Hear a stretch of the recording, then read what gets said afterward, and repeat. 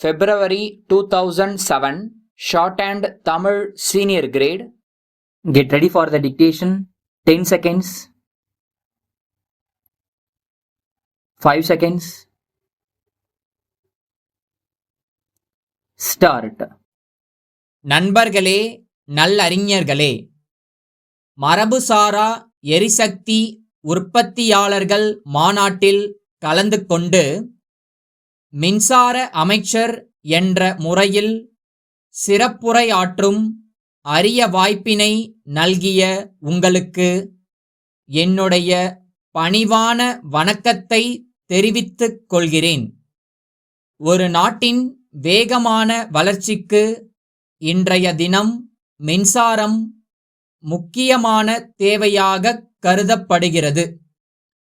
பல்வேறு வகைகளில் நாம் மின்சாரத்தை உற்பத்தி செய்கிறோம். இருக்கின்ற நீர் ஆதாரங்களை எல்லாம் பயன்படுத்தி எந்த அளவிற்கு அதிகமாக புனல் மின் உற்பத்தி செய்ய முடியுமோ அந்த அளவிற்கு செய்துவிட்டோம்.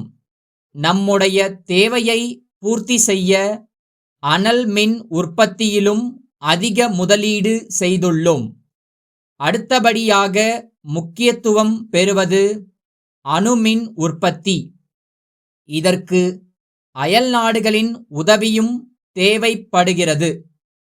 அணு உலையில் கசிவு ஏற்பட்டால் விபரீதமான விளைவுகளை நாம் சந்திக்க நேரிடும். ஆகையால்தான் நம்முடைய அரசு மரபுசாரா எரிசக்தி உற்பத்தியில் ஊக்கமும் ஆக்கமும் காட்டி வருகின்றது என்பதை தெரிவித்துக் கொள்கிறேன். விவசாயிகளின் வீடுகளில் சாணத்தை எரிபொருளாகவும் எருவாகவும் பயன்படுத்துகின்றார்கள்.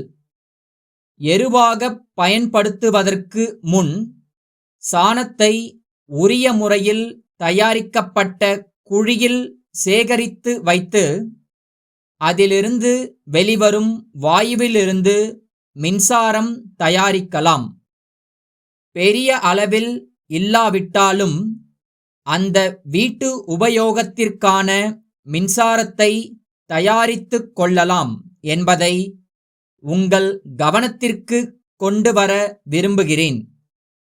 வெளிநாடுகளில் சூரிய சக்தியிலிருந்து மின்சாரம் தயாரிக்கும் முறையைப் போல நம் நாட்டிலும் தயாரிக்க திட்டமிடப்பட்டு பல மாறுதல்களுடன் இப்போது நடைமுறைப்படுத்தப்பட்டு வருவதை நீங்கள் பார்த்திருப்பீர்கள்.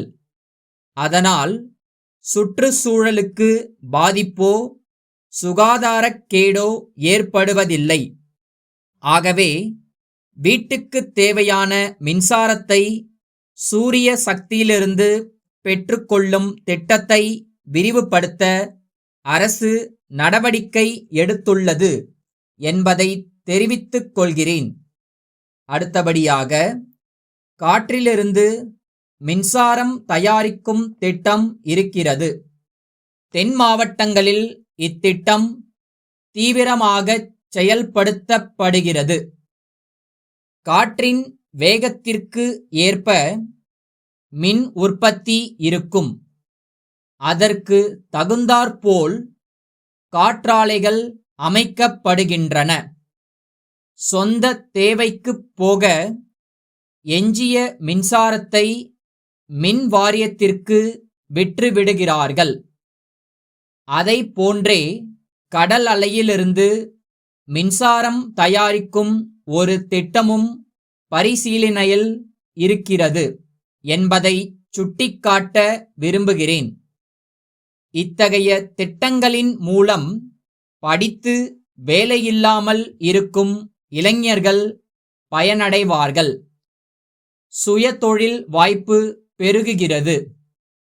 செலவு குறைவாகவும் இயற்கைச் சூழல் பாதிக்கப்படாமலும் இருப்பதால் அரசும் அதிக அக்கறை காட்டி வருகிறது. இத்திட்டங்களை செயல்படுத்த விரும்புகின்றவர்கள் ஆங்காங்கே நிறுவப்பட்டுள்ள பயிற்சிக் கூடங்களில் இலவசமாக பயிற்சி பெற்றுக் கொள்ளலாம். பயிற்சி காலத்தில் உதவித்தொகையும் வழங்கப்படும் என்பதை தெரிவித்து என் உரையை முடித்துக் கொள்கிறேன். வணக்கம். திருநெல்வேலி மாவட்ட ஆட்சித்தலைவர் திரு குமரவேல், சென்னை மருத்துவக் கல்வி இயக்குனருக்கு எழுதிய கடிதம். ஐயா, நெல்லை மாவட்டத்தில் கடந்த 2 ஆண்டுகளாக கோடை காலத்தில் ஒரு வகையான தொற்று நோயால் கால்நடைகள் பெருமளவில் இறந்துவிட்டன. அதனால் அவற்றை நம்பி வாழ்க்கை நடத்திக் கொண்டிருந்த ஏழை எளிய விவசாய பெருங்குடி மக்கள் பெரும் துயரத்திற்கு உள்ளாகியிருக்கிறார்கள். வறுமையின் கோரப் பிடியில் சிக்கிய சிலர் வாழ்க்கையைத் தேடி பிற மாவட்டங்களுக்கு குடிபெயர்ந்து விட்டார்கள். இவ்வாண்டும் அத்தகைய ஒரு நிலைமை ஏற்பட்டால் என்ன செய்வது என்று மக்கள் திகைத்துக் கொண்டிருக்கிறார்கள். அவர்களுடைய அச்சத்தைப் போக்க வேண்டியது மாவட்ட நிர்வாகத்தின் கடமையாக இருக்கிறது. கோடைக்காலம் நெருங்கிக் கொண்டிருக்கிறது. நோய் வந்தபின் தடுப்பு நடவடிக்கைகளை மேற்கொள்வதை விட வருமுன் காப்பதே சாலச் சிறந்தது.